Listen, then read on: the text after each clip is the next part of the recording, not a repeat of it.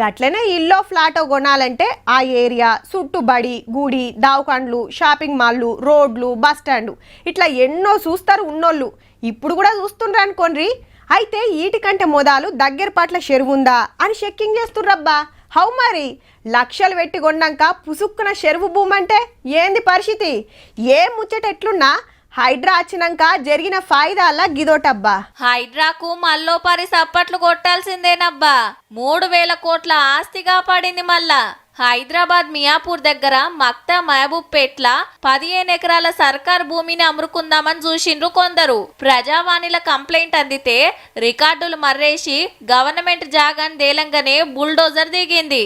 7 కాడికి మొత్తం సాఫ్ చేసి చుట్టూరా ఫెన్సింగ్ వేసి ఇది సర్కార్ భూమని బోర్డు వాతిండ్రు బాజాప్తా. ఈ ఏరియాల దొంగ కాగితాలు ఉట్టించి 43 ఎకరాలు మింగేయాలని చూసిండ్రట కొందరు. హైడ్రా లేకుంటే గా పని కూడా అయితుండే. ఇదొచ్చిన కాంచి ఎన్నో కబ్జాలు ఇడిపించిందుల్లా. 100 ఎకరాలు 1,000 కోట్ల రూపాయల ఇలువ. పలానా చెరువు అమ్ముకుంటాన్రు, పలానా పార్కు మీద నజరేసిండ్రు, పలానా జాగల షెడ్లేసిండ్రని మతలా బందితే చాలు అంతా హైడ్రానే చూసుకుంటదిగా.